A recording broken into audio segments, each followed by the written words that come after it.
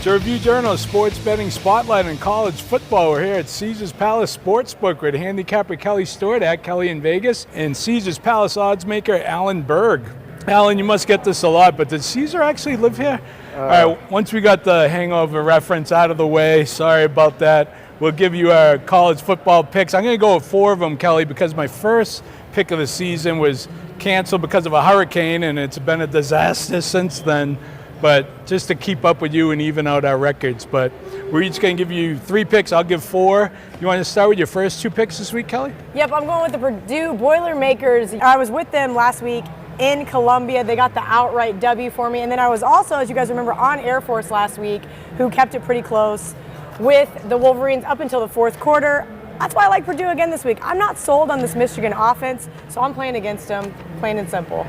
My next bet is going to be Hawaii plus 6.5. I'm a little late to the party here. Line opened at 7.5. The sharp guys already bet it down a point, but I don't really care. I still think that this Hawaii team is going to give Wyoming a little run for their money. I was on Wyoming to start the season. I was hyped on Josh Allen. I'm not buying the hype so much anymore, not to mention he's a little banged up this week. And I like what Nick Rolovich is doing in Hawaii. I think he's got this team clicking a little bit better, and they're always a fun bet whenever they come to the mainland. Alan, who are your first 2 plays? Well, I also got to give out Purdue, actually. Some of the things that she mentioned, Michigan, 2 times they've been big double-digit favorites and just have not performed at all. Purdue, with their new head coach, has been, looking great. They go to Missouri, they blow them out 35-3. I think that's a solid play, getting the points, so just getting too many. That team's fired up the way they're playing football. My other play, Ball State. Going up against Western Kentucky, who I think is still overvalued spread-wise. They just aren't getting it together offensively. I mean, they put 22 up against Louisiana Tech, which, just doesn't look good for them. All right, I'm going to go with Utah by 3. It's up to 3.5 now over Arizona. I just think Utah is on another level than Arizona, which lost at home 19-16 to Houston. I think Utah is much better than Houston. They have one of the top defenses in the country, allowing 15 points per game. Number 2 in rush defense, only 49 yards a game, and that's Arizona's strength. Arizona also 1-7 against the spread, their last 8 in conference, and 4-13 against spread overall. The Utes beat them 36-23 last year. I'm also going with Wake Forest. They're really playing well this year. Dave Clawson came over from Bowling Green, has rebuilt this team. They beat Temple in the bowl game last year. They blew out Boston College, and now they're laying 4.5 at Appalachian State, which is 3-12-1 against the spread in their last 16 at home. And Wake Forest also has a top 5 scoring defense, just giving up 9 points per game. I'm also, for my third one, to even the score with you, will be under Vanderbilt, Alabama.